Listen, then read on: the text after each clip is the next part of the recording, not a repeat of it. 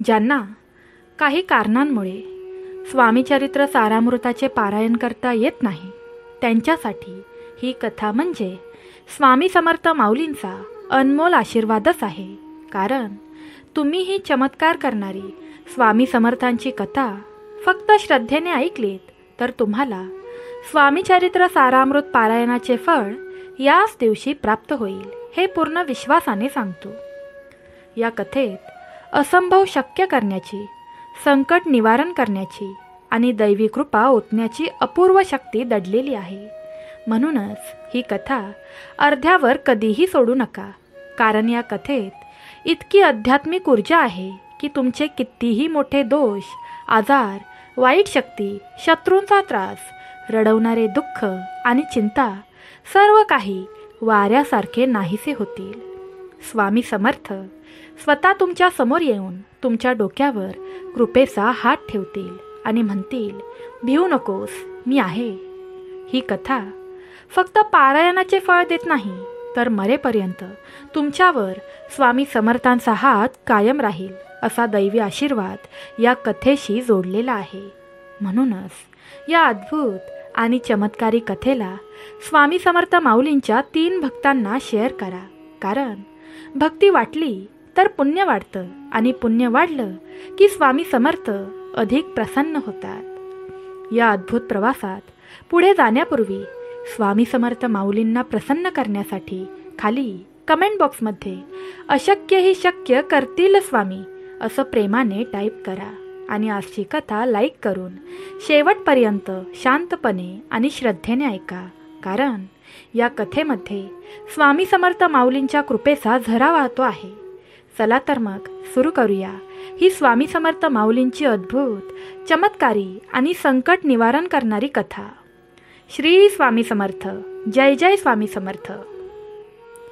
अक्कलकोटचे करुणामय, अनादिसिद्ध ब्रह्मस्वरूप श्री स्वामी समर्थ महाराजांच्या पवित्र चरणी माझा कोट्यवधी प्रणाम.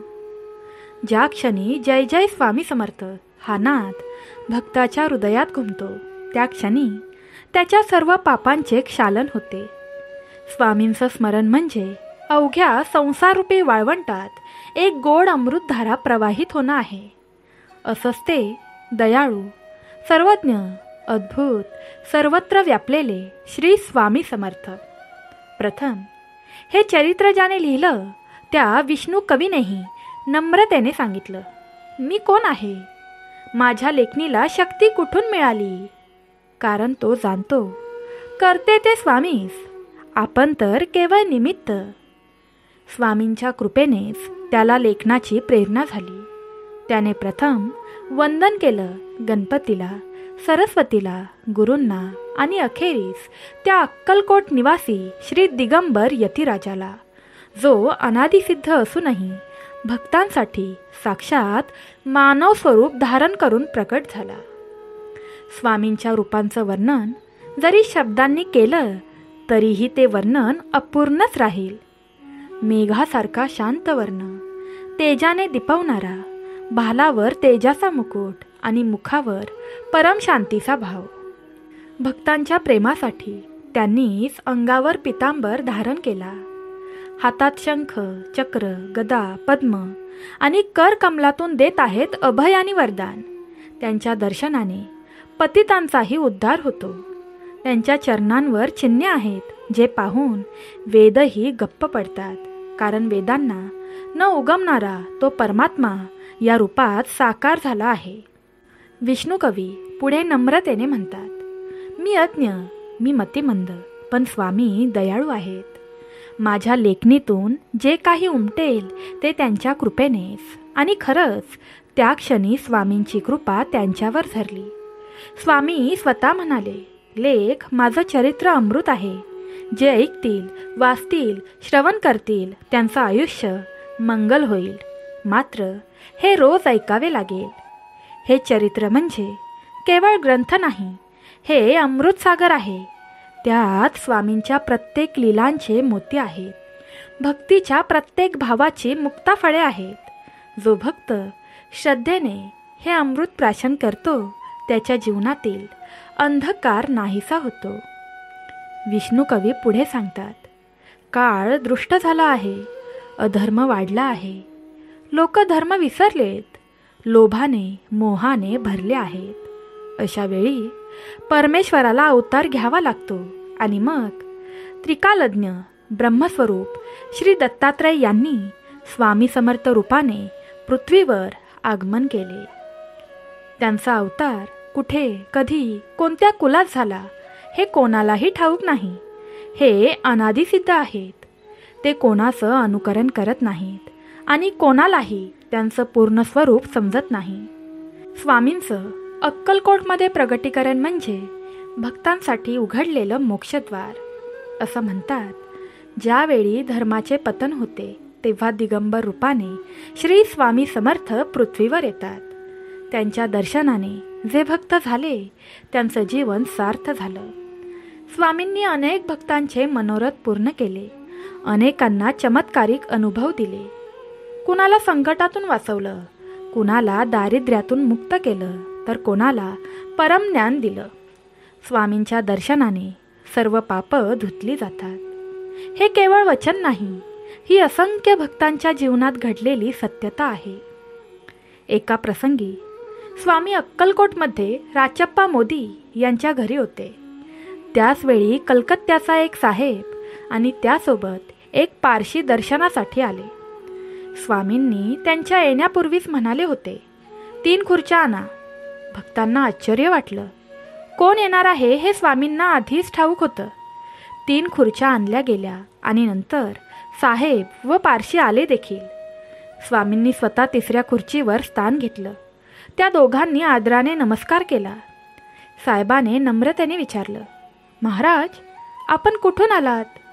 स्वामींनी हलकं हास्य केलं आणि म्हणाले, आम्ही कर्दळी वनातून आलो. तिथे आम्ही प्रथम प्रकट झालो. मग कलकत्ता, बंगाल, हरिद्वार, केदारेश्वर, गोदावरी, पंढरपूर सर्व तीर्थे पाहिली. शेवटी स्वइच्छेने अक्कलकोटमध्ये आलो आणि इथेच स्थिरावलो.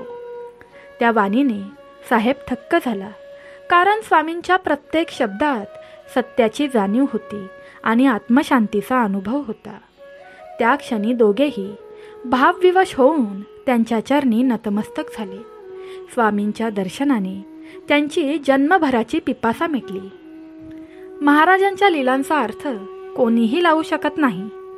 ते कधी वेड्यासारखे वागतात, कधी दिगंबर रूपाने फिरतात, कधी गलिच्छ जागी बसतात, पण त्या प्रत्येक कृतीमागे गूढता आहे, भक्तांना अंतरंगातून शुद्ध करण्याची. अशा त्या करुणामय स्वामींच्या लीलाचरित्राचं श्रवण करणं म्हणजे जगाच्या सर्व मोहमायेपासून मुक्त होण्याचा मार्ग आहे. भक्तांनो, ही कथा केवळ एक गोष्ट नाही, ही स्वामींच्या चरणात विसावलेली आत्मशांती आहे. जो श्रद्धेने ही कथा रोजच्या रोज शेवटपर्यंत ऐकेल तो स्वतः स्वामींच्या कृपेस पात्र होईल. स्वामी म्हणतात, माझं स्मरण म्हणजे पारायण, माझं नाम म्हणजे दान, माझ्या कथांचं श्रवण म्हणजे सर्व पापांचं प्राशमन. ज्याने ही कथा शेवटपर्यंत मनापासून ऐकली त्यांच्या नशिबाचे फासे स्वतः स्वामी बदलतात. दुःख, आजार, संकटे, शत्रू, रोग सर्व काही दूर होतं. भक्तभाव व्यक्त करण्यासाठी प्रेमाने कमेंट बॉक्समध्ये लिहा, अशक्य ही शक्य करतील स्वामी. भक्तांनो, अक्कलकोटच्या पवित्र भूमीत ज्या क्षणी श्री स्वामी समर्थांनी आपले चरण टेकविले त्या क्षणी जणू वैकुंठच पृथ्वीवर उतरले होते. जगातील सर्व तृषा, चिंता आणि भ्रम या महायतीच्या सानिध्यात क्षणात विरत होत्या. मंगळवेढा सोडून स्वामी जेव्हा मोहोळ येथे वास्तव्य करू लागले तेव्हा जगाचे सारे चित्त त्यांच्याकडे वळले. त्या काळात त्यांचे भक्त होते अप्पाटोळ, ज्यांच्या घरी स्वामी काही काळ राहिले. ते घर जणू स्वर्गासमान झाले. पण स्वामींना एका ठिकाणी रमणं नव्हतंच. ते तर सर्व भूतांत व्यापलेले, एका भक्ताकडून दुसऱ्या भक्ताकडे जाऊन त्यांची परीक्षा घेणारे आणि कृपा बरसवणारे होते. एक दिवस त्यांनी मोहोळ सोडले आणि अक्कलकोटच्या दिशेने प्रस्थान केले. मार्गात अप्पाटोळांनी आपल्या सेवकांना सांगितले, जोवर आम्ही येत नाही तोवर स्वामींना इथेच रोखून ठेवा, पण स्वामींच्या इच्छेवर कोण चालणार? त्यांनी सेवकांच्या विनंत्या नकारल्या आणि पुढे निघाले. अक्कलकोटच्या ग्रामद्वारी येऊन बसले. शांत आणि समाधिस्थ अवस्थेत एक अविंद्य मनुष्य स्वामींची थट्टा करीत होता. परंतु क्षणातच स्वामींच्या तेजाचे दर्शन होताच तो नम्र झाला. त्याने जाणलं होतं, हे साधू नव्हेत, हे महासिद्ध आहेत. आणि त्या क्षणी ज्या भक्ताचे भाग्य उजाडले त्याचे नाव होते सोळप्पा. सोळप्पा हे गरीब पण परमभक्त. स्वामींच्या दर्शनाने त्यांचे जीवन उजळले. स्वामी त्यांच्या घरी आले तेव्हा जणू कामधेनू दरिद्रीच्या घरात आली. सोळप्पा महाराज रोजच्या सेवेने स्वामींना प्रसन्न करत राहिले. त्यांच्या घरात ते स्थिरावले. त्या क्षणापासून अक्कलकोट ही नगरी जणू पवित्रतेचा केंद्रबिंदू बनली. स्वामींच्या उपस्थितीने ते गाव जगप्रसिद्ध झाले. तेव्हाचे राज अधिकारी होते मालोजी राजे भोसले. त्यांच्या हृदयात भक्तिभाव होता आणि त्यांनी स्वामींच्या चरणी लोटांगण घातले. राजमहालाच्या सिंहासनाखाली स्वामींचे चरण स्पर्श करून राजा रडू लागला. हे देव स्वरूपा, आज माझे जीवन धन्य झाले. स्वामींनी त्यांना उठवले आणि प्रेमाने आसनावर बसवले. संपूर्ण सभा थक्क झाली, कारण सर्वांनी प्रथमच पाहिले अविनाशी ब्रह्म मानव रूपात अवतीर्ण झाले आहेत. या लीलेनंतर अक्कलकोट नगरीचा प्रत्येक दगड भक्तिभावाने ओथंबून गेला. सोळप्पा आणि त्यांची पतिव्रता पत्नी दोघेही स्वामींची रोज सेवा करत राहिले. त्यांची भक्ती पाहून स्वामी प्रसन्न झाले आणि त्यांच्या घरी लक्ष्मी प्रवेश झाला. गरिबी नष्ट झाली, पण सोळप्पा महाराज कधीही अहंकारात गेले नाहीत. स्वामींनी त्यांची भक्ती अनेकदा तपासली. कधी रागाने वागले, कधी मूक राहिले, पण सोळप्पा महाराज नेहमी मात्र हसत राहिले. त्यांच्या अंतरी फक्त एकच भाव होता, माझे स्वामी माझ्या घरी आहेत, याहून मोठं पुण्य कोणतं? दरम्यान स्वामींची कीर्ती सर्व दिशांना पसरली. राजे राजवाडे, सामान्य जनता, संन्यासी सगळे काही दर्शनासाठी धावत येऊ लागले. किती जणांना अपत्य हवे होते, कितीतरी जणांना रोगमुक्ती झाली, कितीतरी जण संकटात अडकले होते. सर्वांच्या विनंत्या स्वामी समर्थ कृपेने पूर्ण झाल्या होत्या. परंतु जिथे प्रकाश तिथे सावलीही असतेच. काही संन्यासी स्वामींची कीर्ती पाहून मत्सराने बोलू लागले, हा खरा साधू नाही, हा ढोंगी आहे. त्यांची ही निंदा स्वामींनी शांतपणे ऐकली. पण जेव्हा जेव्हा ते स्वामींना भेटायला आले, स्वामींनी त्यांना मौनात बसवले आणि एक अद्भुत चमत्कार घडविला. त्या दिवशी हजारो भक्तांनी स्वामींना अर्पण केलेले द्रव्य, फळे, वस्त्र स्वामींनी सर्व काही त्या संन्याशांसमोर ढकलून दिले. म्हणाले, हे घ्या, हे सगळं तुमचंच आहे. क्षणभर त्यांना आश्चर्य वाटलं, पण त्यांची वृत्ती वाईटच राहिली. संध्याकाळपर्यंत त्यांनी काहीही खाल्ले नाही. त्या दिवशी त्यांनी अनुभवले, स्वामींना कोणीही फसवू शकत नाही. अशा रीतीने स्वामींनी त्यांच्या अभिमानाला शास्ती दिली आणि पुन्हा भक्तांमध्ये श्रद्धा वाढवली. काळ पुढे सरकला. स्वामींचे नाव इतके प्रसिद्ध झाले की बडोद्याचे नृप मल्हारराव यांच्यापर्यंतही पोहोचले. त्यांना वाटले की हा महान यती आपल्या राज्यात आणावा, पण त्यांचा हेतू भक्तिभावाचा नव्हता, तो अभिमानाचा होता. राजाने आपले सेना अधिकारी तात्यासाहेबांना पाठवले. तात्या अक्कलकोटात आले आणि स्वामींच्या दर्शनाने थक्क झाले. त्यांना जाणवले, हे तर ईश्वरच, पण राजाच्या आज्ञेने ते कार्य करावेच लागणार होते. तेव्हा त्यांनी सोळप्पा महाराजांकडे युक्ती केली. ते त्यांना म्हणाले, जर तू स्वामींना बडोद्याला घेऊन गेलास तर राजा तुलाही जहागिरी देईल. गरीब सोळप्पा महाराजांच्या मनात थोडी मोहाची लहर आली.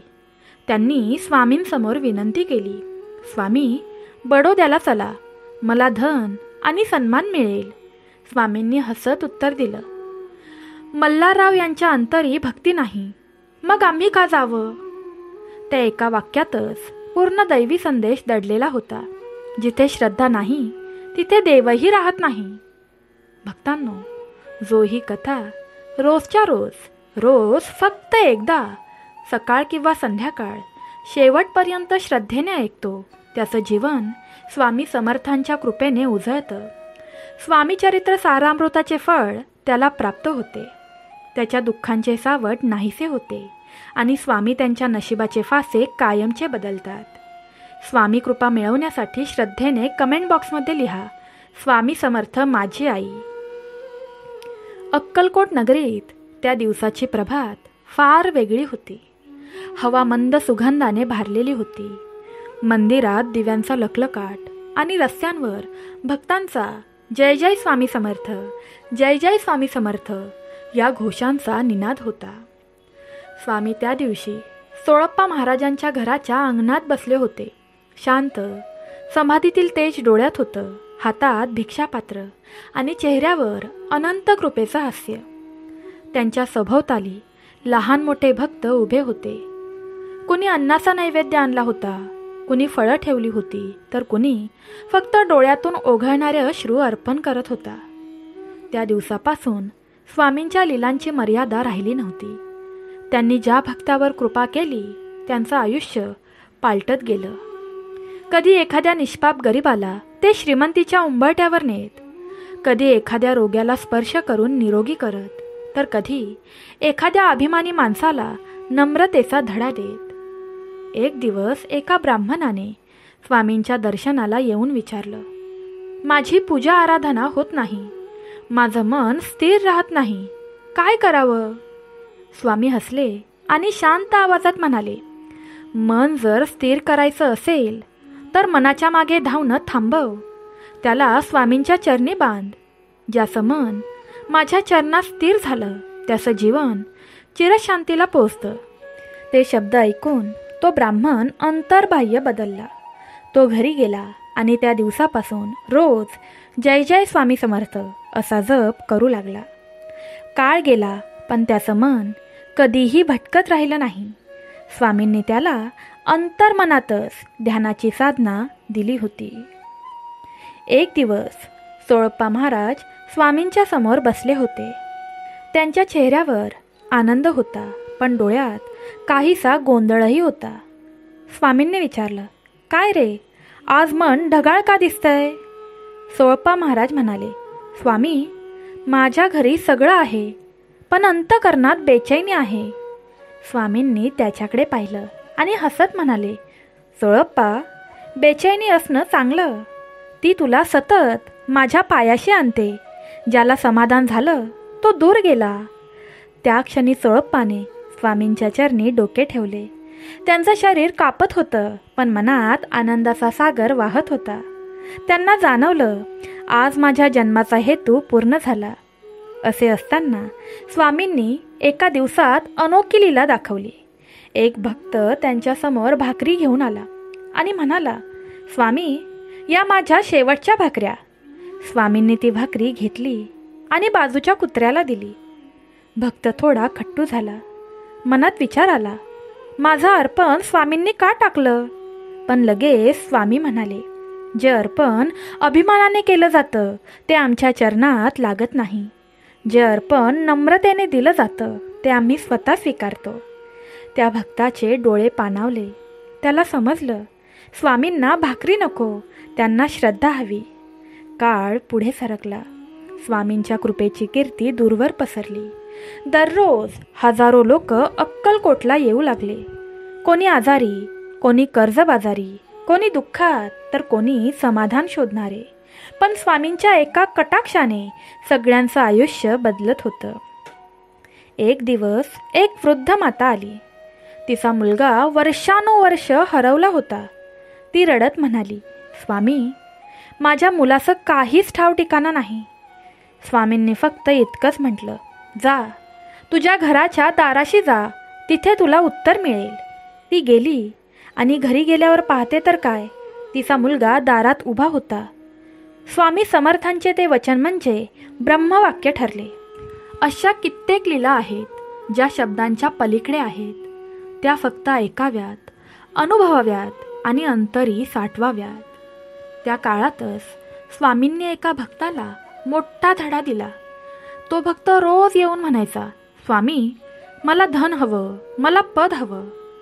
स्वामी हसून म्हणत, मिळेल. काही दिवसांनी तो भक्त धनवान झाला, पण त्याच्या घरात अशांतता वाढली. तो परत आला आणि म्हणाला, स्वामी, आता मला शांती द्या. स्वामींनी उत्तर दिलं, तेही प्रेमाने दिलं. धन मागितलंस, ते दिलं. आता शांती हवी, तर मग धनाचा मोह सोड. त्या दिवशी तो भक्त खूप रडला आणि त्या अश्रूंमध्येच त्याचा उद्धार झाला. अशा रीतीने स्वामी समर्थ अक्कलकोटात सर्वांच्या जीवनाचे धागे विणत होते. कधी ते बालकांसारखे खेळत, कधी क्रोधरूप धारण करून भक्तांची परीक्षा घेत, तर कधी समाधीस्थ होऊन सर्वांना निरवतेतून संदेश देत. त्यांच्या दरबारात कोणताही भेदभाव नव्हता. भिकारी असो वा राजा, स्त्री असो वा संन्यासी, सगळ्यांना समान प्रेम आणि समान कृपा.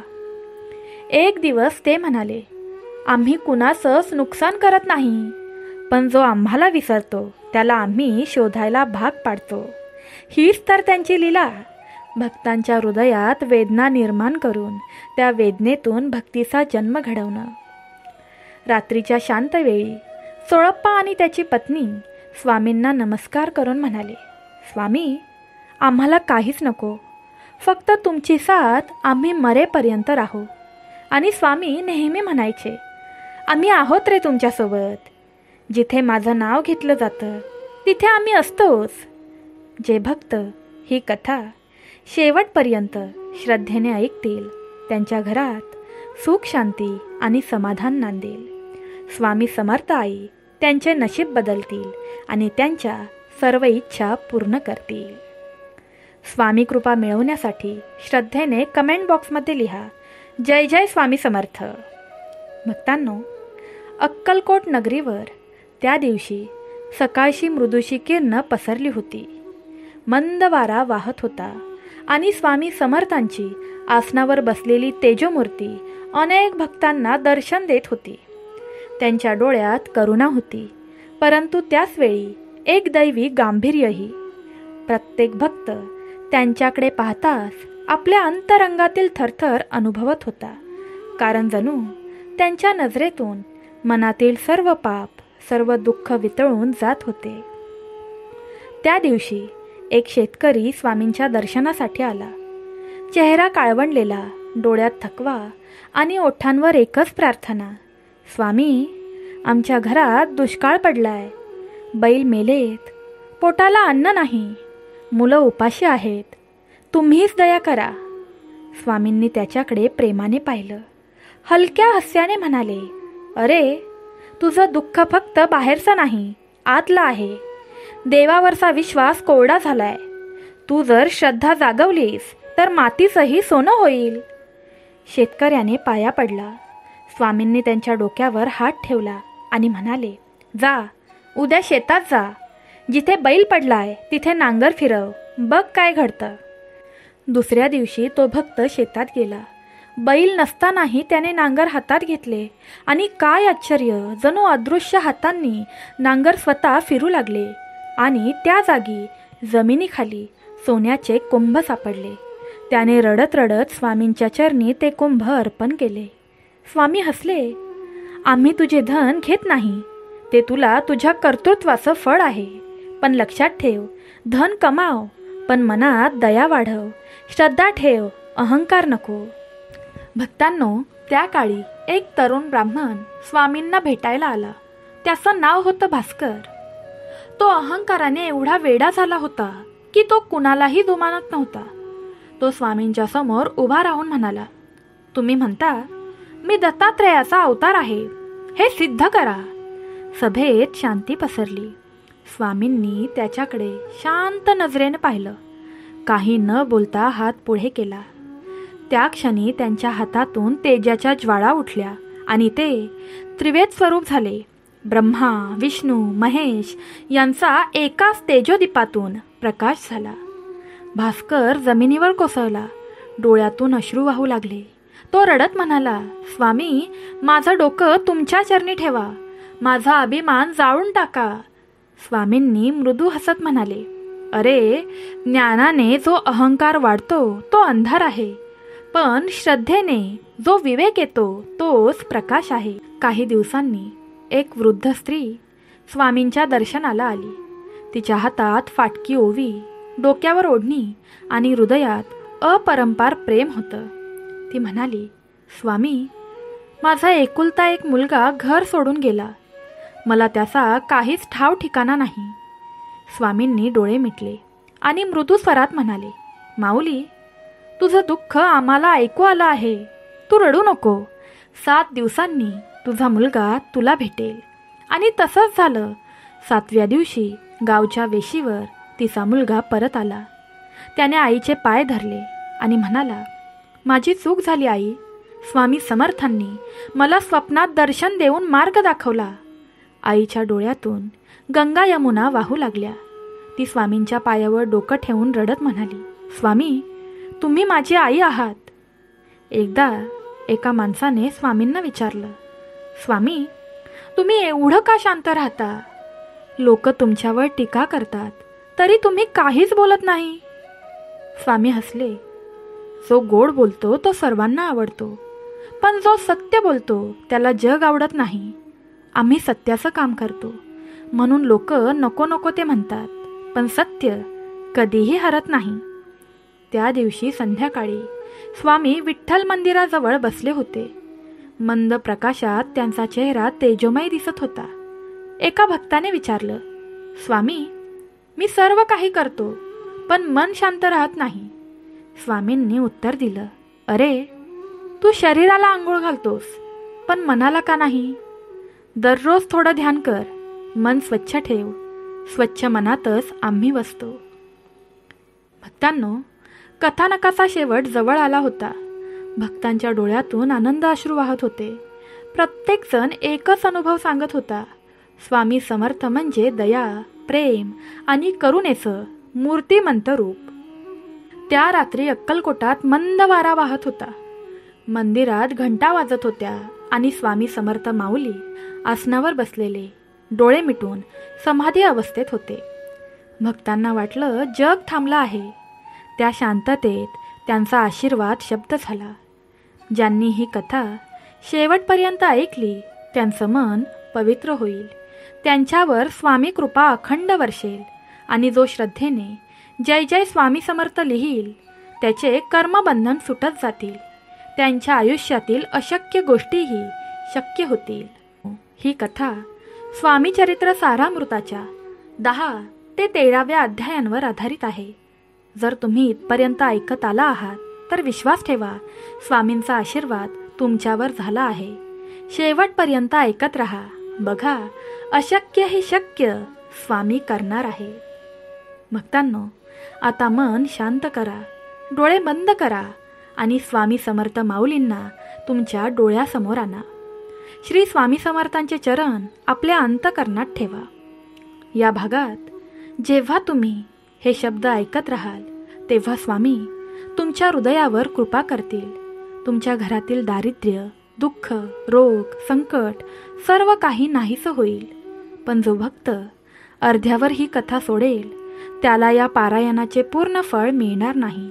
म्हणून एकाग्र मनाने, श्रद्धेने शेवटपर्यंत ऐकत राहा. भक्तांनो, एकदा एक सकाळ उजाडली. मंद मंद वारा वाहत होता आणि स्वामी समर्थांच्या समाधीचं तेजस्वी रूपाभोवती वातावरण प्रसन्न झाले होते. स्वामींचे एक शिष्य नम्रतेने म्हणाले, स्वामी, आपणास खऱ्या भक्तीचा मार्ग कसा कळेल? कशी करावी उपासना की आपण प्रसन्न व्हाल?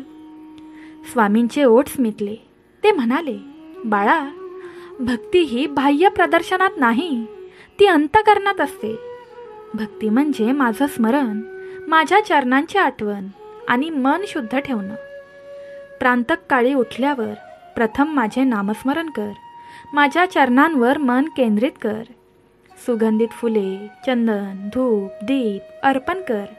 पण सर्वात मोठी अर्पण वस्तू म्हणजे तुझं निर्मळ मन. जेव्हा तुझं मन पूर्ण शुद्ध होतं तेव्हा प्रत्येक श्वास माझं नाम बनतो. स्वामींचा स्वर गूढ झाला. देह असो वा संसार, भक्तीने युक्त हृदयच माझं खरं मंदिर आहे. दंभाने केलेली पूजा, दिखाव्याची भक्ती मला प्रिय नाही. ज्याच्या हातात फक्त एक पत्रपुष्प असतं पण त्याच्या अंतःकरणात प्रीती असते, त्यालाच मी सहज प्राप्त होतो. त्यांच्या त्या दिव्य उपदेशानं अनेक भक्तांच्या डोळ्यातून अश्रू ओघळले. कित्येकांना असं वाटलं जणू स्वामीच त्यांच्या अंतरंगात बोलत आहेत. स्वामी पुढे म्हणाले, गुरुवारच्या दिवशी उपवास करा, त्या दिवशी माझं स्मरण करा. मनात श्रद्धा ठेवली की चारी पुरुषार्थ स्वतः तुमच्याकडे येतात, पण अहंकाराने केलेली पूजा फळ देत नाही. सदा साधूंचा संग करा, सत्य मार्गावर राहा आणि मी सदैव तुमच्या पाठीशी आहे. हे बोलून स्वामींनी शांततेने डोळे मिटले. वातावरणात धुपाचा मंद सुगंध दरवळला आणि सर्वांच्या अंतःकरणात जय जय स्वामी समर्थ असा स्वर गुंजला. भक्तांनो, मंगळवेढा गाव, तेथे त्या काळी एक गरीब तेली राहायचा. नाव होतं बसप्पा. दारिद्र्याने ग्रासलेला, अन्नासाठी संघर्ष करणारा, पण त्याचं हृदय मात्र निर्मळ होतं आणि त्यात होती एकच ओढ, स्वामी समर्थांची. एका दिवशी तो वनात भटकत गेला आणि दूरवर त्याला दिगंबर स्वरूपात स्वामी समर्थ दिसले, कटकशय्येवर म्हणजेच काट्यांवर निजलेले. हे पाहून बसप्पा महाराजांच्या डोळ्यात अश्रू आले. ते लोटांगण घालू लागले, प्रभू हे काय, तुम्ही काट्यांवर झोपले आहात. हा देह ईश्वराचा आणि ही भूमी आपलं शयनस्थान. स्वामी काहीच बोलले नाहीत, फक्त शांतपणे त्याच्याकडे पाहिलं.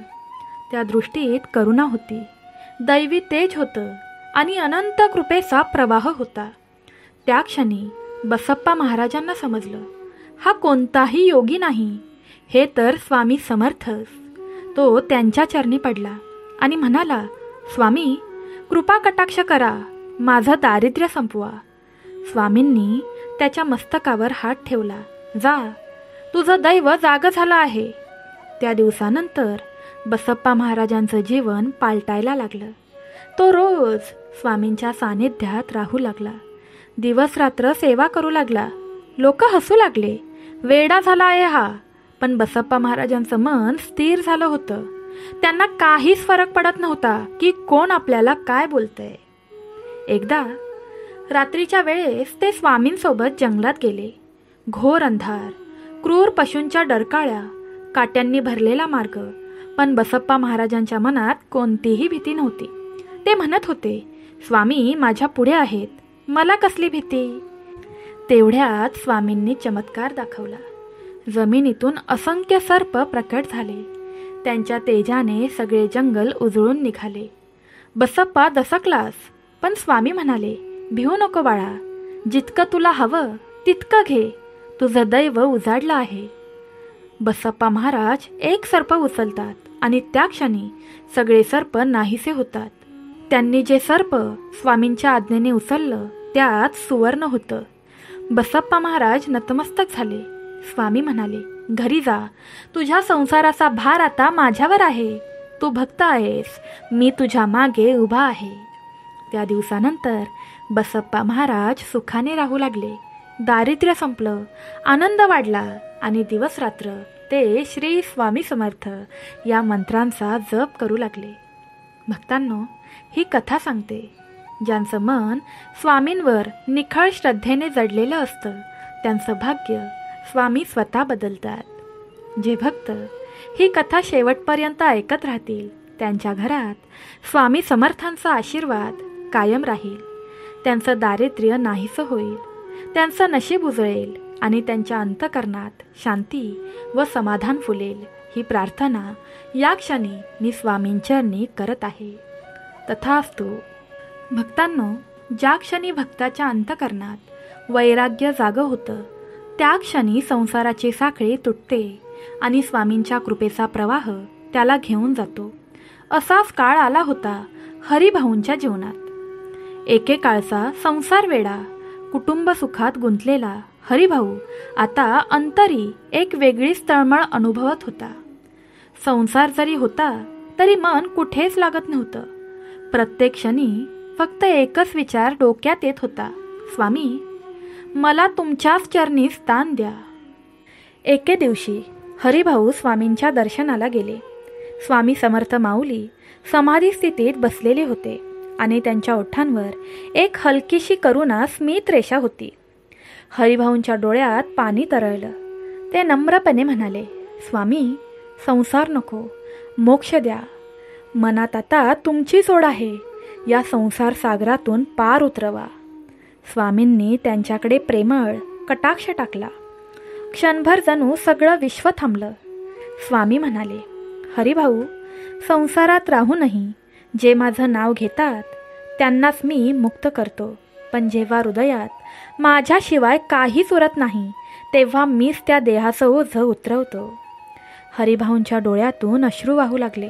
ते स्वामींच्या चरणी लोटांगण घालून म्हणाले, स्वामी, माझं मन आता नको आहे या मायेच्या जंजाळात. मला फक्त तुमची शांती द्या. स्वामी काही क्षण शांत राहिले. मग डोळे मिटले आणि त्यांच्या करुण दृष्टीने जणू त्या भक्ताचं भवसागर पार केलं. थोड्याच दिवसात हरिभाऊंनी संसाराचा त्याग केला. ते विरक्त झाले, जगाच्या मोहातून मुक्त झाले. त्यांच्या मुखावर एक दिव्य तेज आलं आणि एके सकाळी प्राण स्वतःच थांबले. त्यांचा देह समाधिस्थ झाला आणि हवेतील त्या क्षणी जणू स्वामी समर्थांचा आवाज घुमला, माझा हरी माझ्याजवळ परत आला. या प्रसंगाने गावभर चर्चा झाली. कोणी म्हणे, हरिभाऊंना स्वामींनी बोलावलं, तर काहींच्या डोळ्यात अश्रू आले. भक्तीचा परमोच्च क्षण पाहिला आपण. स्वामी समाधीत बसले होते. त्यांच्या ओठांवर शब्द नव्हते, पण डोळ्यातून करुणेचा ओलावा झळकत होता. ते हळूच म्हणाले, ज्यांचं मन संसारात नाही त्याला संसार सोडावा लागत नाही. मीच त्याला घेतो. काळ पुढे सरकत होता. स्वामी समर्थ मंगळवेढ्यात आणि पुढे अक्कलकोटात अवर्तीन राहिले.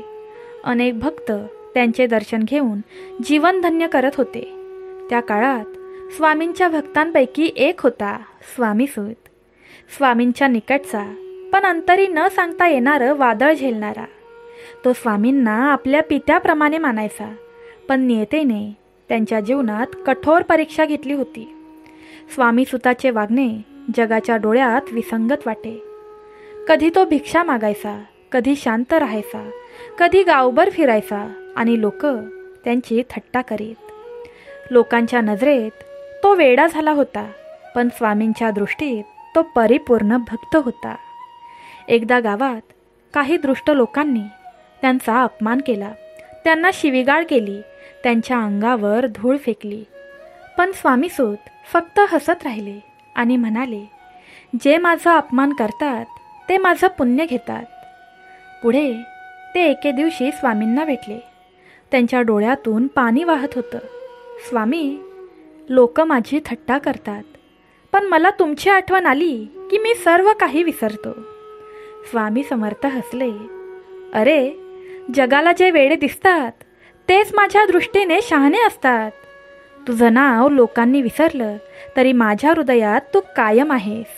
असं म्हणत स्वामींनी त्यांच्यावर करुण कटाक्ष टाकला. त्या क्षणी जणू काळ थांबला. स्वामीसुतांच्या चेहऱ्यावर शांती उमटली. त्यांनी नम्रपणे नमस्कार केला आणि गावाबाहेर गेले. दुसऱ्या दिवशी झाडाखाली ध्यान स्थितीत बसलेले स्वामीसूत देह सोडून गेले होते. त्यांच्या ओठांवर शेवटचा शब्द होता, जय जय स्वामी समर्थ. जेव्हा ही वार्ता स्वामींपर्यंत पोहोचली तेव्हा समर्थ शांत राहिले.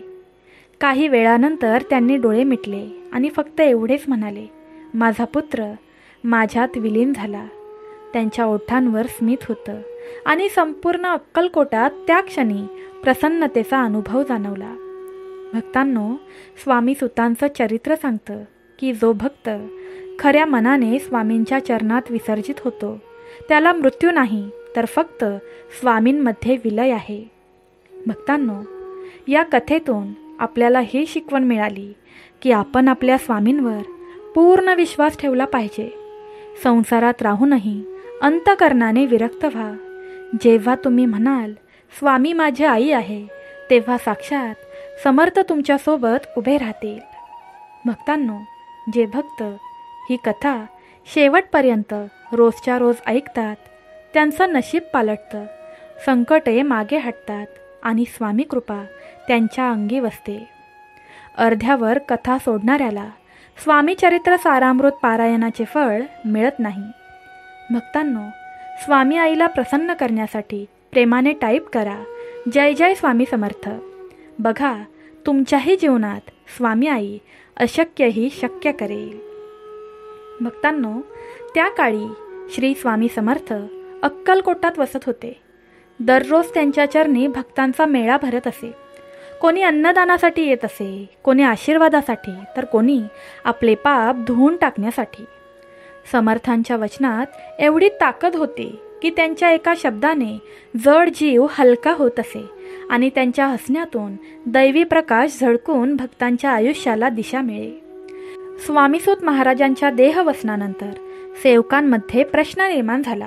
आता त्यांच्या गादीवर पुढे कोण बसावे? सर्वजण एकमेकांकडे पाहत होते, पण समर्थ शांत होते.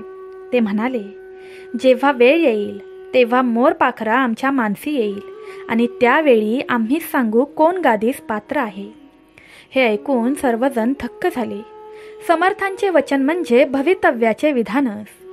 समर्थांनी वारंवार मोर पाखरा असा उच्चार करायला सुरुवात केली.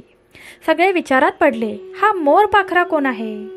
त्याच वेळी त्यांनी काकूबाईंना सांगितले, आमची पाऱ्याची वीट जतन कर, नीट ठेव. काकूबाई स्वामींच्या अत्यंत जवळच्या सेविका होत्या. त्या स्वामींची प्रत्येक आज्ञा जणू देववाणी मानत होत्या.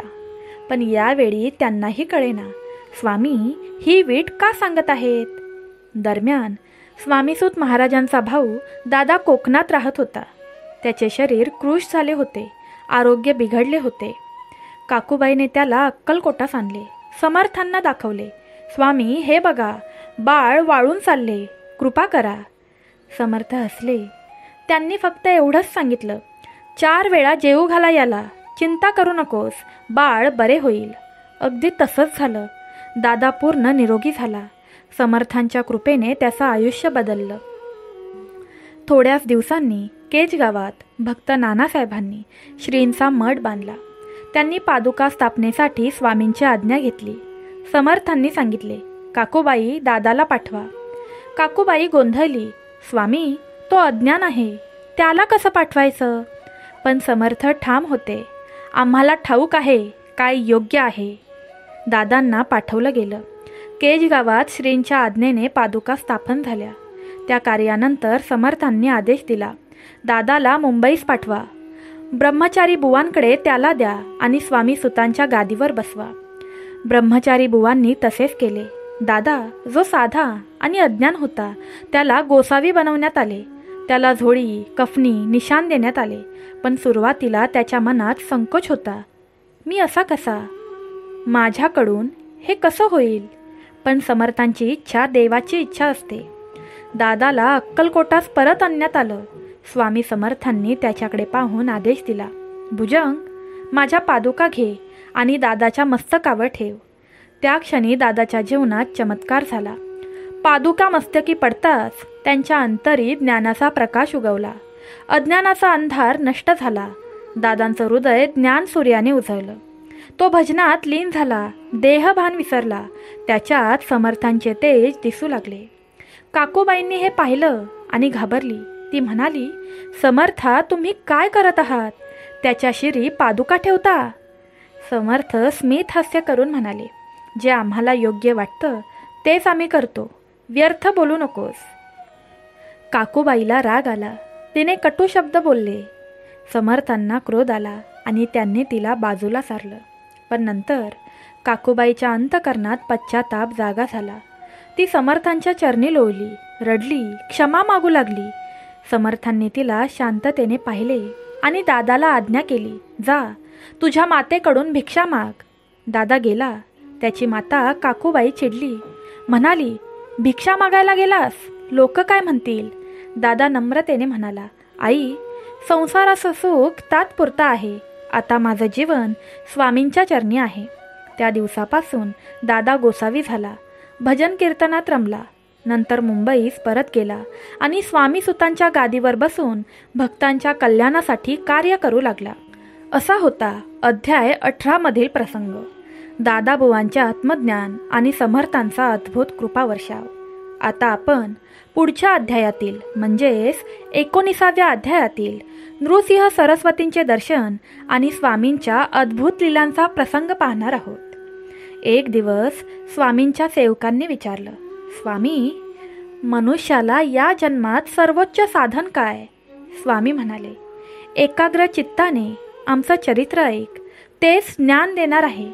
ते म्हणाले, या देहात आलो असताना सत्य जाण, प्रपंच आणि परमार्थ दोन्ही समजून घे, कारण हेच जन्माचं सार्थक आहे. त्या काळी नृसिंह सरस्वती नामक महान योगी आळंदीत वास्तव्य करीत होते. त्यांनी ठरवलं की हठयोग साधावा, पण योग्य मार्गदर्शक मिळत नव्हते. अनेक ठिकाणी फिरले. कुणी पंचाग्नी साधक, कुणी मौनी, कुणी दिगंबर, परंतु कुणाकडूनही त्यांना संपूर्ण ज्ञान मिळालं नाही. शेवटी ते आले अक्कलकोटात. समर्थांनी त्यांच्या येण्याआधीच जाणलं होतं, हा माझ्या दरबारात येणार आहे. त्यांच्या दर्शनाच्या क्षणीच समर्थांनी एक श्लोक उच्चारला आणि त्या शब्दांनी नृसिंह सरस्वती समाधिस्थ झाले. प्राण ब्रह्मरंध्रात गेले. देहाची स्मृती राहिली नाही. काही वेळानंतर त्यांनी डोळे उघडले आणि स्वामींच्या चरणी नमस्कार केला. ते म्हणाले, स्वामी, मी कित्येक वर्षे साधना केली, पण आज तुमच्या कृपेनेच माझा हेतू साध्य झाला. समर्थ स्मित हास्य करून म्हणाले, तू महान साधक आहेस, पण आता वार योषितेला सोड. तिच्या संगामुळे तुझं श्रेष्ठत्व अडखळत आहे. स्वामींचं वचन ऐकून नृसिंह सरस्वती अंतर्मुख झाले. ते समजले की स्वामींचं वचन देववाणी आहे. त्यांनी वार योषितेला सोडलं आणि पुन्हा आळंदीला परतले. ते स्थिर समाधानी झाले. त्या काळीच वासुदेव फडके नावाचे एक ब्राह्मण इंग्रजी राजवटीत मोठे अधिकारी होते, पण त्यांच्या अंतःकरणात राष्ट्रप्रेम जळत होतं. त्यांनी बंड केलं, परंतु त्यापूर्वी ते श्री स्वामी समर्थांकडे आले. तलवार घेऊन साष्टांग नमस्कार केला आणि म्हणाले, स्वामी, जर माझ्यावर कृपा असेल तर ही तलवार तुमच्या हातात ठेवा. समर्थांनी जाणलं याचं कर्म घोर आहे. त्यांनी तलवार घेतली नाही. फडके निघून गेले, पण पुढे त्यांच्या सर्व योजना निष्फळ ठरल्या. त्यांचा बंड अपयशी ठरला. समर्थांनी आधीच इशारा दिला होता, पण कोण समजेल? अशा असंख्य लीलांनी अक्कलकोटचा प्रत्येक धुळीकण पवित्र झाला. शेवटी समर्थांच्या भक्तांपैकी तात्या भोसले नावाचे एक सरदार होते. एके दिवशी त्यांनी मृत्यूचं दर्शन केलं. यमदूत त्यांच्या समोर आले. तात्या घाबरले, पण तत्काळ स्वामींच्या चरणी पडले. स्वामींच्या कृपेने यमदूत परतले आणि ज्याच्या मृत्यूची वेळ आली होती तो वृषभ मृत्युमुखी पडला. समर्थ म्हणाले, तो बैल आज मरणार होता, भक्ताचा मृत्यू चुकवला. तात्यांनी स्वामींना मिठी मारली आणि रडू लागले. माझं आयुष्य तुमचं आहे असं ते म्हणाले. स्वामी हसले, कारण त्यांचं हास्यच मोक्षदायी होतं. असे होते हे श्री स्वामी समर्थांचे चरित्र, ज्यातून आपण शिकतो की देवाची कृपा मिळते तेव्हा अज्ञानही ज्ञानात परिवर्तित होतो, मृत्यूही परिचित होतो आणि भक्ताचं आयुष्य पवित्र बनतं. अक्कलकोट नगरी शांत होती. संध्याकाळच्या त्या क्षणी मंद वारा वाहत होता आणि स्वामी समर्थांच्या मठातून जय जय स्वामी समर्थ, जय जय स्वामी समर्थ, जय जय स्वामी समर्थ असा जयघोष निनादत होता. गुरूंच्या दर्शनासाठी दूर दूरहून भाविक आलेले होते. कोणी डोळ्यातून अश्रू ढाळत होते, कोणी त्यांच्या चरणी माथा टेकवत होते, तर कोणी मौनात त्यांच्या चरणांवर फुलं अर्पण करून अंतःकरण शांत करत होते. त्या दिवशी स्वामी समर्थांच्या मुखावर विलक्षण तेज होतं. भक्तांकडे पाहताना त्यांच्या डोळ्यात करुणा होती, पण त्या करुणेमागे काही एक अनोखी गूढ शांतताही होती. जणू आता सर्व काही पूर्ण झालंय असं भासत होतं. स्वामींनी एके दिवशी एका गृहस्थाला आपल्यास हसऱ्या वदनाने बोलावलं. तो गृहस्थ रोज येऊन स्वामींच्या चरणी बसायचा, पण त्याच्या मनात एक गुप्त प्रश्न होता. मी कितीही प्रयत्न करतो, पण माझ्या मनातील इच्छा का पूर्ण होत नाहीत? स्वामींनी हसून त्याच्याकडे पाहिलं आणि म्हणाले, फकीराला खायला दे, मग तुझ्या सर्व इच्छा पूर्ण होतील. गृहस्थाने आज्ञा मानली. त्याने नाना प्रकारची पक्वाने तयार केली आणि फकीरांना बोलावून जेवू घातलं. पण ते उरलेलं अन्न पाहून त्यांच्या मनात विचार आला, हे तर यवन जातीचे अपवित्र, मी कसं घेऊ यांचं उच्छिष्ट? तेच विचार स्वामींच्या नजरेतून सुटले नाहीत. त्या क्षणी स्वामींच्या लीलेने एक ब्रह्मिष्ठ दारिद्र्याने ग्रस्त माणूस तेथे आला. त्याच्या डोळ्यात दुःख, पण अंतकरणात थोडीशी श्रद्धा होती. स्वामी म्हणाले, अरे तू हे अन्न घे. त्याने काहीच विचार केला नाही. त्याने ते घेतलं आणि प्रसाद म्हणून जेवू लागला. स्वामी म्हणाले, मुंबापुरीला जा, तिथे तुझं नशीब जागं होईल. त्या गृहस्थाने विश्वास ठेवला. मुंबई गाठली. पहाटे एका वृद्ध बाईच्या दाराशी तो उभा राहिला. त्या बाईंनी दार उघडलं आणि त्याला पाहताच आनंदाने म्हणाल्या, या या, तुम्हीच तर मला काल स्वप्नात दिसलात, या. त्यांना आत बसवलं आणि लगेच 10,000 रुपयांच्या नोटा आणून त्याच्या हातात ठेवल्या. त्याच्या डोळ्यातून अश्रू वाहू लागले. त्याने हात जोडले आणि स्वामींच्या आठवणीने डोळे मिटले. त्याला जाणवलं, हे फक्त पैसे नाहीत, ही माझ्या श्रद्धेची परीक्षा होती. स्वामींचं वचन कधीही असत्य होत नाही. तो परत अक्कलकोटला आला. स्वामींच्या पादुकांवर मस्तक ठेवून रडू लागला. तुम्ही माझं सर्व काही बदललं. स्वामी, मी निर्धन होतो, आता धन्य झालो. तेव्हा स्वामींच्या चेहऱ्यावर हलकी स्मित रेषा उमटली. ती स्मित रेषा जणू भक्तांना सांगत होती, अरे तुझं धन म्हणजे श्रद्धा, ते जिवंत ठेव. काळ पुढे सरकत होता. अक्कलकोटात आता हजारो भक्तांचा ओघ होता. स्वामींच्या दरबारात रोज नवी लीला घडत होती. पण एका दिवसात काहीतरी वेगळं घडलं होतं. आकाशात अनोखी शांतता, मंद झुळूक आणि स्वामी समर्थ समाधीस्थ बसलेले.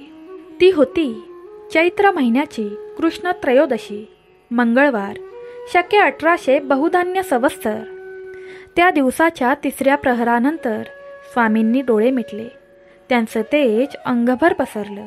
काही क्षणांनी त्यांनी आपल्या सूक्ष्म देहाने ब्रह्मरंध्र भेदला आणि त्या आत्मज्योतीचा विलय अनंतात झाला. जवळ उभे सेवक अश्रूंनी डोळे धुवून टाकत होते. अक्कलकोटच्या भूमीवर आक्रंदन होत होतं. जगाने एका सजीव देवतेचा देहभोग पाहिला, पण भक्तांच्या अंतकरणात स्वामींचं अस्तित्व अजूनही अखंड होतं. स्वामी समर्थांचा देह समाधीस्थ झाला, पण त्यांची कृपा सर्वत्र पसरेल अशी होती. अक्कलकोटच्या प्रत्येक कणात त्यांची अनुभूती होती आणि भक्तांच्या हृदयात त्यांचा स्वर निनादत होता, अक्कलकोटी नांदो स्वामी समर्थांची कृपा. त्या काळातच विष्णू बळवंत नावाचे एक सेवक होते. त्यांनी श्री स्वामींच्या प्रेरणेने हे चरित्र लिहिलं, श्री स्वामी चरित्र सारामृत. त्यांनी विनम्रतेने लिहिलं, मी मतिमंद पण भावपूर्वक घेतलेला हा संकल्प स्वामींच्या कृपेने पूर्ण झाला. या चरित्रात त्यांनी स्वामींच्या सर्व लीला, भक्तांचे उद्धार, स्वामींच्या करुणा, त्यांची दैवी उपस्थिती सर्व काही शब्दात मांडले. त्यांच्या प्रत्येक अध्यायात स्वामी समर्थांचे तेज झळकते. ते म्हणतात, जो हे चरित्र वाचेल व ऐकेल त्याला आयुष्यभर आरोग्य, संपत्ती आणि संतती प्राप्त होईल. त्यांचं आयुष्य समाधानी आणि मोक्षप्राप्त असेल. भक्तांनो, आदरणीय विष्णू बळवंत कवींनी शेवटी हात जोडून प्रार्थना केली, हे स्वामी, मी अल्पबुद्धीचा, पण तुमच्या प्रेरणेने हे कार्य मी पूर्ण केलं. आता या ग्रंथाचे आणि त्याचे श्रवण करणाऱ्यांचे तूच रक्षण कर. आणि त्या शब्दातून श्री स्वामी चरित्र सारामृताचा अखेरचा अध्याय संपतो. पण स्वामींचं चरित्र मात्र संपत नाही, कारण त्यांच्या चरणांवर श्रद्धा आहे. त्यांच्यासाठी स्वामींची कृपा कधीच थांबत नाही. आपण हे श्री स्वामी चरित्र सारामृताच्या 21 अध्यायांवर आधारित हे चरित्र शेवटपर्यंत ऐकले आहे. ही कथा शेवटपर्यंत ऐकली आहे. याचा अर्थ तुम्हाला श्री स्वामी चरित्र सारामृत पारायण केल्याचे फळ नक्कीच प्राप्त होईल.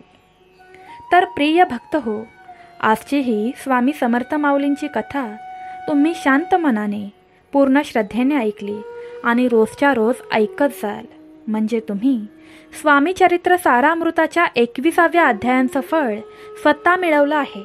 कारण स्वामींचं नाव घेतलं, कथा ऐकली, म्हणजे पारायणाचं पुण्य तुमच्या जीवनात उतरलं आहे. ही कथा तुम्हाला कशी वाटली हे नक्कीच कमेंट करून मला सांगा. तुम्हाला अशा आणखी स्वामी कृपामय कथा ऐकायला आवडतील का, याचं उत्तर तुमच्या शब्दात ऐकायला मला मनापासून आवडेल. मी तुमच्या प्रतिसादाची वाट पाहीन. माझी खात्री आहे आजच्या कथेतून तुम्हाला काहीतरी शिकायला मिळालं असेल आणि त्या शिकवणुकीमुळे तुमचं मन अधिक शांत आणि जीवन अधिक प्रकाशमय झालं असेल. जर तुम्ही आपल्या चॅनलवर नवीन असाल तर कृपया आम्ही स्वामी भक्त या आपल्या भक्तिपथावरच्या कुटुंबात सामील व्हा. चॅनल सबस्क्राईब करा, कारण इथून पुढे येणाऱ्या प्रत्येक कथा तुमच्या हृदयात स्वामींची कृपा ओततील. कथेला लाईक करा आणि स्वामींच्या इतर भक्तांशी शेअर करा, कारण भक्ती जेव्हा वाढते तेव्हा परमेश्वर अधिक प्रसन्न होतात. आणि हो, त्या समोर दिसणाऱ्या घंटीवर नक्की क्लिक करा, जेणेकरून स्वामींच्या नवनवीन चमत्कारिक कथा सर्वात आधी तुमच्यापर्यंत येतील आणि तुमचं नशीब कायमचं बदलून जाईल.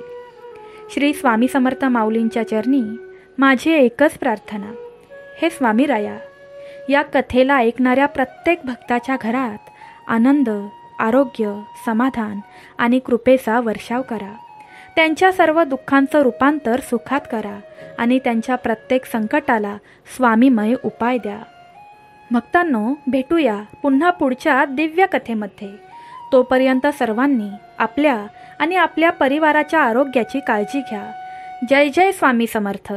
श्री गुरुदेव दत्त. राधे राधे.